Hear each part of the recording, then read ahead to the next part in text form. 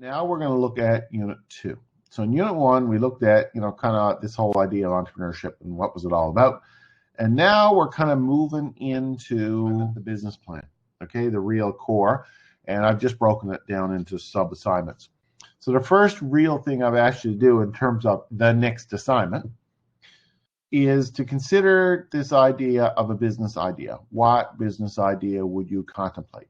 So this component that we're looking at right here now is very important with regards to developing that assignment number 2, which is not due immediately or anytime soon, but one that you want to give some consideration to now, because really it's everything in this course is a build up from everything else.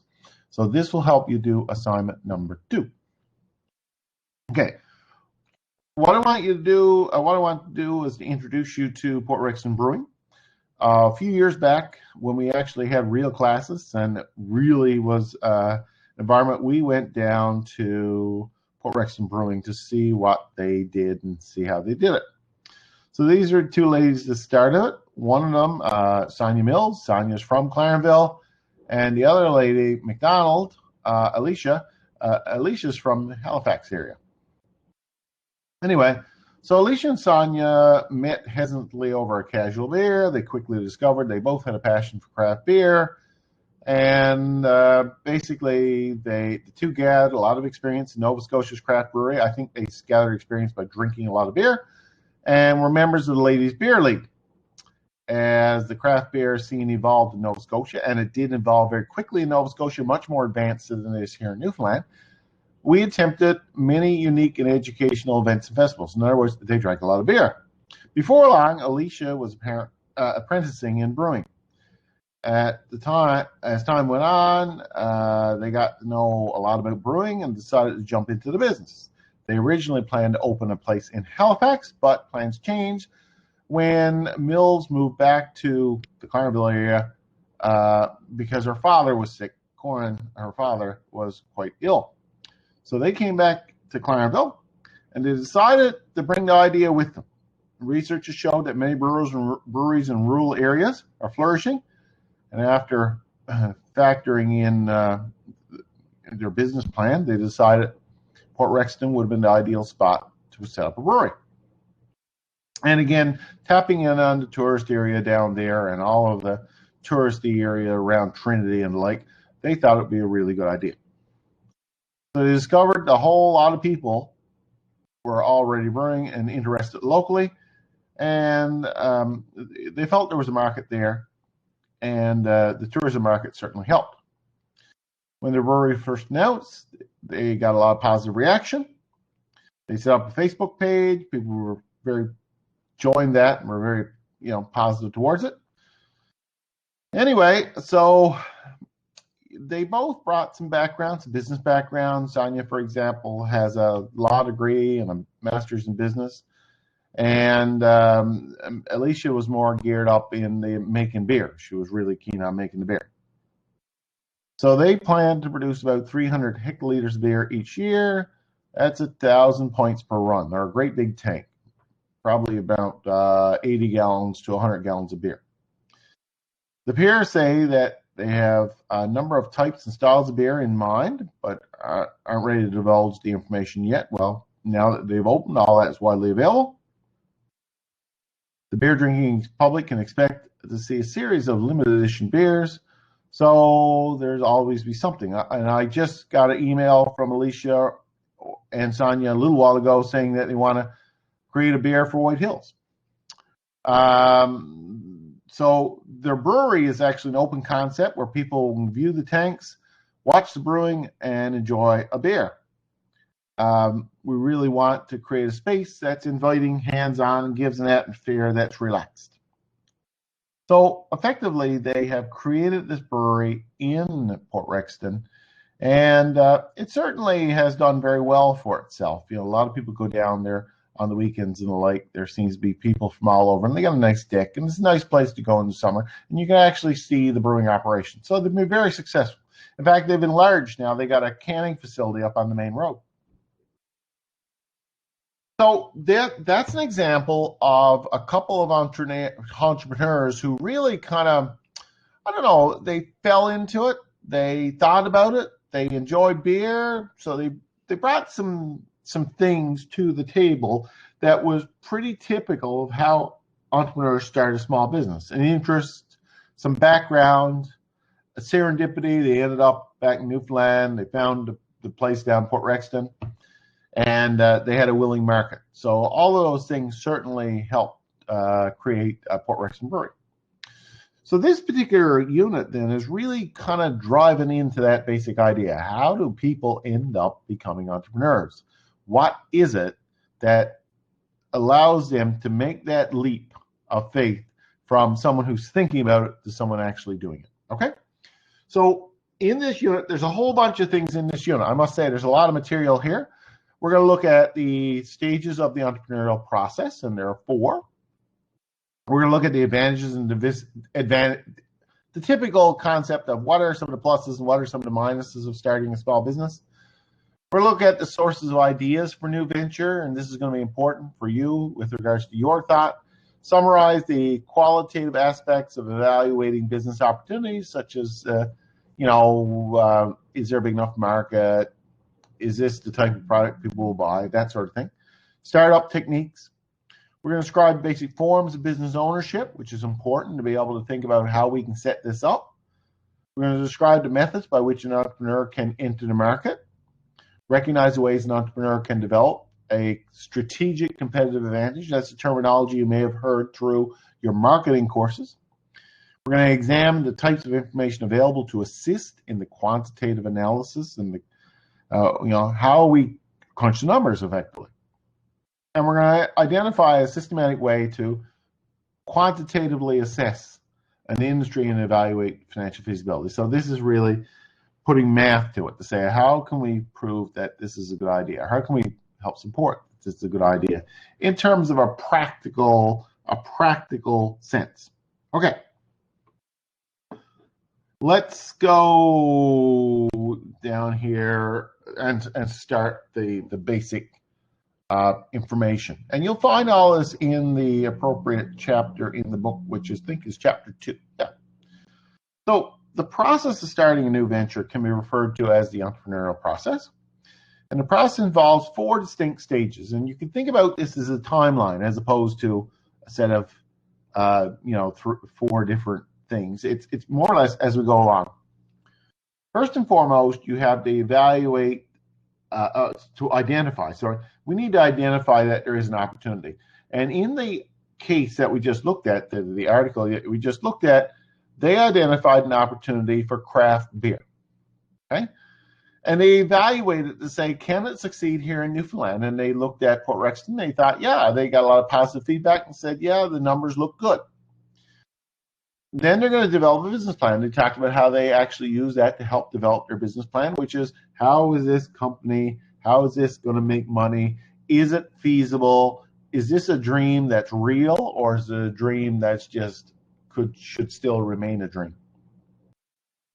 We're going to determine the resources that were required. And when we were down there, Alicia and Sonia talked a lot about that. That was very, very challenging to know exactly what resources were required because you're going in more or less blind. This is the first type of setup that ever existed in Newfoundland and Labrador. They had no one to look at in Newfoundland and Labrador to really compare themselves with. Probably Kitty Vitty Brewery in St. John's, but nothing in rural parts of Newfoundland. That was before anything else existed in rural, and everything else has come since.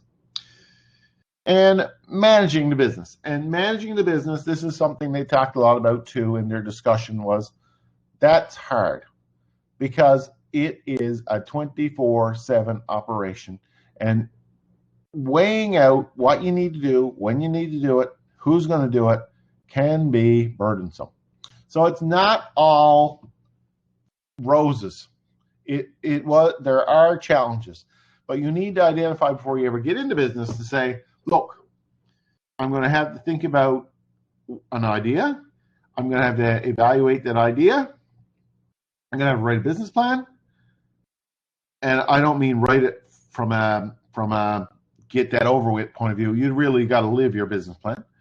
You got to determine what resources you require and how you're going to get them. And then you got to think about, okay, it's running. How am I going to manage it? So once you catch the dog, once you catch the tar, your dog trying to catch the tar, once you get the tar, what are you going to do with it? So that's heavy. That's a pretty heavy thing. So we need to look at, well, why would someone in the right mind or not in the right mind ever do this? What's in it? What is in it that is really, really driving people to get involved in this? So let's just take a look. And I'll just bring this slideshow up to a full screen now.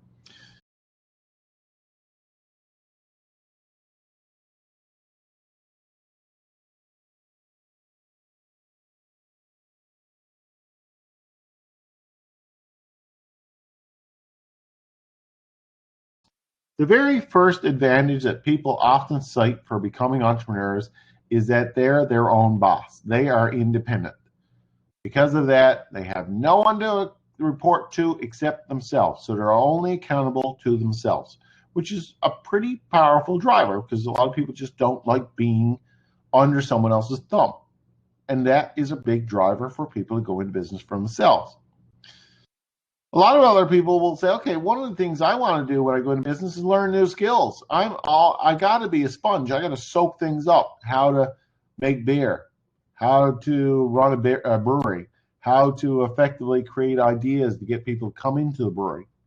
So these things are all stuff that you're going to develop. So it's a real skill development. It helps if you got skills to come in with, because if you have no skills when you come in, you're going to be on your learning curve. You're going to have a lot of learning to do. So it's useful to have some background. Now, someone like Sonia Mills came in with some background in running a business. That was good.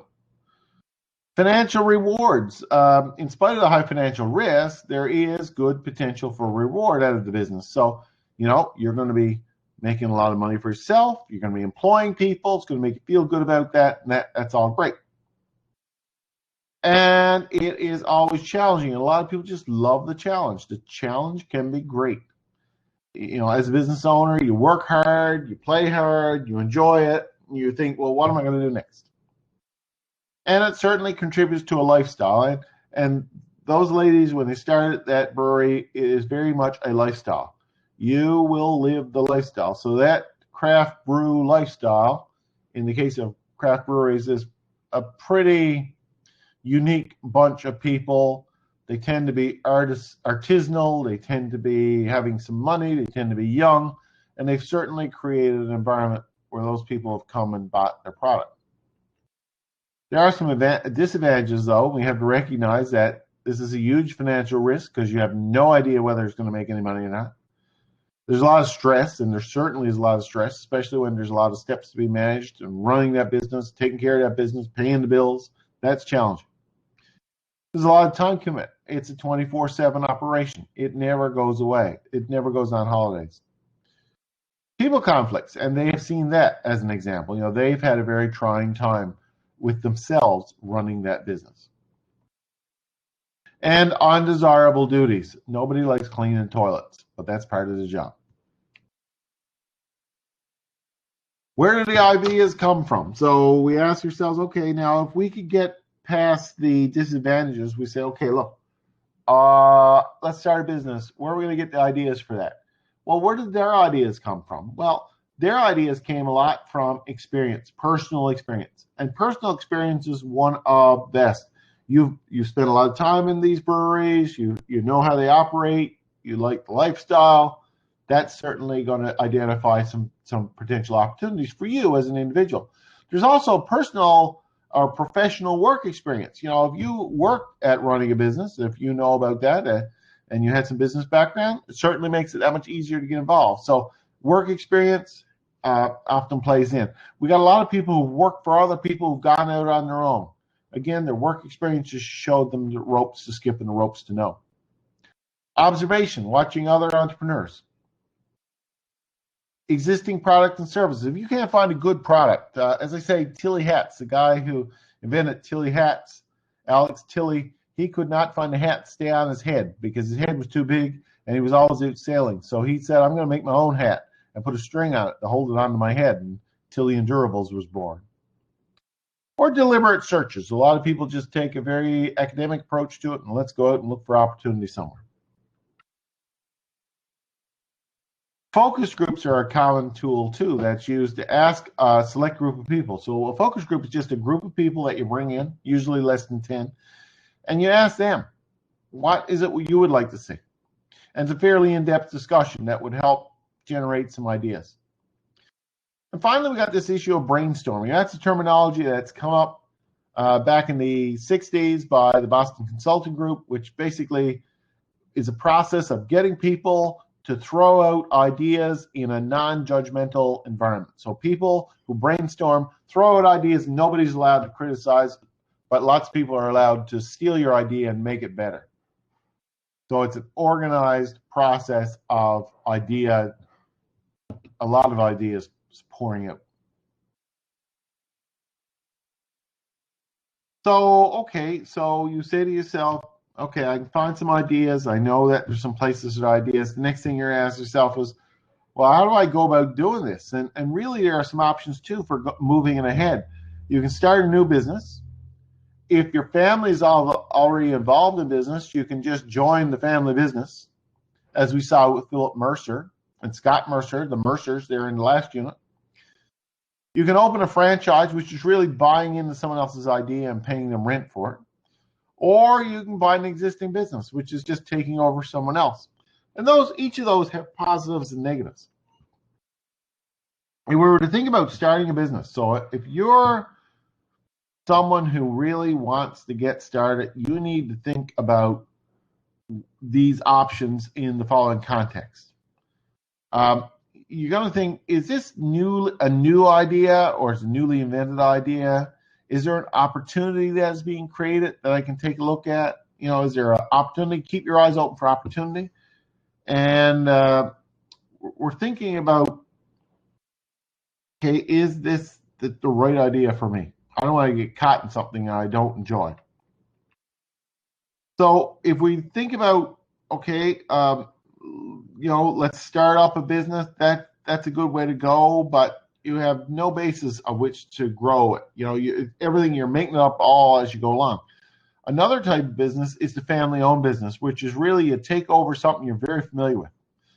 And that works well for a lot of people if their family is in business. Family businesses are companies that have 2 or 3 members of the same family operated together. And it tends to be tight, family-focused, but a known commodity. At the very least, it's a known commodity. You know how it works because you've been at it all your life. And really, it's not as if it's something you're coming into unfamiliar. You're very familiar with it. So the family business tends to be a good way for entrepreneurs to get into business because they just kind of grew up in that environment and they can go into it. But not everybody grew up in a family of business people. Another approach is buying something that already works, which is a franchise. Now, a franchise is a known entity that you buy into. So effectively, you're buying a name, a reputation. It's a cookie cutter that you know works, makes good cookies. So there's no real single definition of franchise. A franchise typically sells goods and services supplied by a franchisor, the owner. So you're selling Tim Hortons donuts. The donuts are made by the Tim Hortons company. You're selling them. And so in essence, all franchise arrangements have the following elements: a continuing relationship between both parties, a legal contract between the 2 parties. They tell you what you can and can't do. Tangible and intangible assets. What we mean by tangible assets is they will give you the fryers, the cookers, all the equipment supplied by that company. They'll also give you their name and their reputation. And the operation of the business comes with some help. For example, you'll get training and you'll work with others and you have the support of the major corporation. The thing is, though, you're paying big bucks for it. Whenever you think about a franchise, you're paying for all that as a franchise fee to get you started, which could be from $250,000 up. Plus, also, you're paying rent as you go along. So you're going to be paying this franchise fee in terms of a percentage of your sales will go to the main company. We also think about, okay, another entry strategy is taking over an existing business. So you're exactly going and buying something from someone. Now that's often useful because it's very easy to go buy business from someone if you got enough money. The thing is, are you buying something good or are you buying an old jalopy? So you need to take time to verify that the business has economic potential and that the price reflects that economic potential. Be careful not to pay too much for it. Buy a business within the industry you know about. Buy based on your return investment. Are you going to make enough money back to make it worth the investment? And don't use all your cash for the purchase and then run out of cash trying to run it. So your existing business, people will put prices on their business that are fairly high. So you're going to end up paying a lot more for it. But you're buying a known commodity. The thing is, you have to make sure that the business actually will come with you and that you will continue to benefit from it. So, okay, so you got that options. You got a family business, start fresh, a franchise, these sorts of things, buy someone else's. So you got some options. And then you got some options how you set it up. So it's not good enough to have options about what ones you're going to get. Then you just think about, well, how am I going to operate? Am I going to operate it as a sole proprietorship, just me? I'm going to operate it as a partnership, as was the case with the brewery. The brewery, two of the ladies ran it together. Or is it a corporation, which is an entity in and of itself? We talked about that in law last year. A corporation is a separate legal entity. And if we think about a sole proprietorship, the sole proprietorship is the easiest way. It's just you. You don't have to talk to anybody. You don't have to consult anyone. You don't have to get anyone to agree with you. You don't have any disagreements. So you're the one that's fully responsible for making that ball bounce. Okay? So as the sole owner of the business, you are in absolute control. But like any other business, you're probably going to have loans. You're going to probably have people who you owe money to, suppliers and the like. These sorts of people are going to influence how your business succeeds. So you got to pay out your debts either way, right? So you think about the basic advantages: easy and inexpensive, low cost startup, not too much regulatory burden. You have direct control over the decision making. You don't need a whole lot of money to get it started. It's the least expensive business to start. There's no real tax advantages to it, though, because you're going to pay all the money you make in the business. You're going to end up paying it at your tax rate. So if you earn $100,000 in the business and you're at a 40% tax rate, well, you can imagine that the full $100,000 profit that you have in the business is going to be taxable against you. And the great thing is, when you do make those profits, even though some are going to get dinged off in taxes, all of it's yours. The downside with the sole proprietorship is really related to liability. That is, if it all goes belly up tomorrow. If it went belly up tomorrow, not only would you lose your investment in the business, but you could theoretically you can't protect yourself from that loss in the sense that you're going to end up personally paying for it. So we need to think about that. Do you want to risk your house, your home, your cottage, all these things on the basis of this business? Some people are, some people aren't. And also, where it's a one-game show, you got to be able to go to the banks and look for money. You need to convince them that you have the ability to run that business, which is sometimes a bit challenging. The partnership is the same as the sole proprietorship. It just introduces at least one more person into the mix. A partner is someone who comes into the business. It could be more than one people, could be more than two people, could be, dozens, literally. But the fact of the matter is, what you're going to do is you will not be the sole owner of that business. The business will have multiple owners. And as a result, the positive of that is you get to share the burden of work of running the shop. The downside of that is you get to share the burden of running the shop. So you're going to have disagreements. You're going to have to split the wealth. You're going to have people who want to go in one direction, others who want to go in another direction. So there's going to be a lot of challenges running a sole proprietorship or a partnership. So like a sole proprietorship, it's easy to start up. Startup costs are low.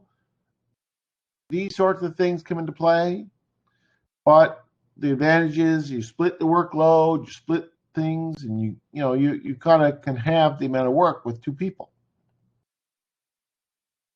The downside, though, of a partnership is disagreements.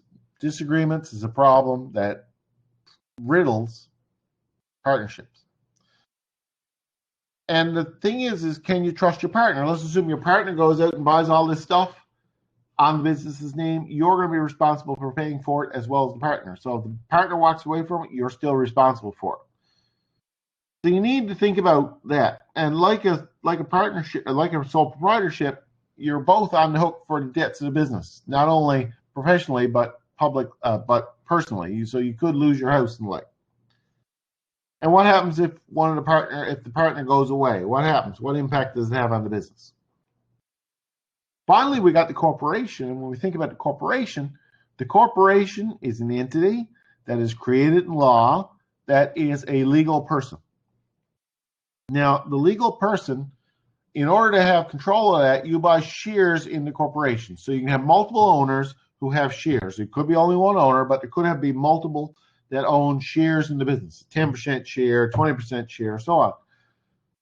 So the corporation is nice and tidy for allowing for a kind of a sole proprietorship, right, partnership without the problem of liability.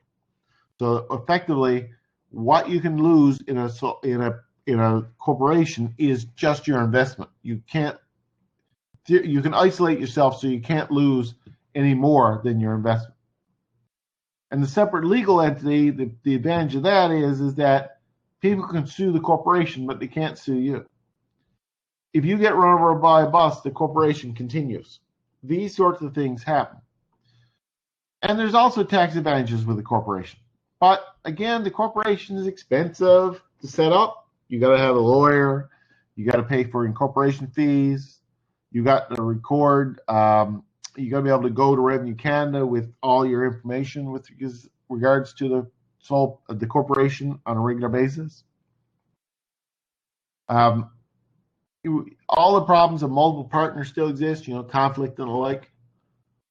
And it's just a more cumbersome type of business that takes longer to set up, and that may not be what you're looking for. So these are the basic structures in the very first part that I want you to be aware of. So you should be aware of issues such as, what does it take in order to come up with an idea? How do these ideas come up? What do we do in order to generate these basic ideas? What are the advantages to running that business? What are the disadvantages? What are some of the techniques that we can use in order to run that business, get that business going? And is there a negative to it, in the sense that, okay, if I choose one method of running a business versus another, what are the upsides, what are the downsides? You should be able to look at that. And we talked about the different types of different types of setups, sole, partnership, corporation, and the like. We need to be familiar with those.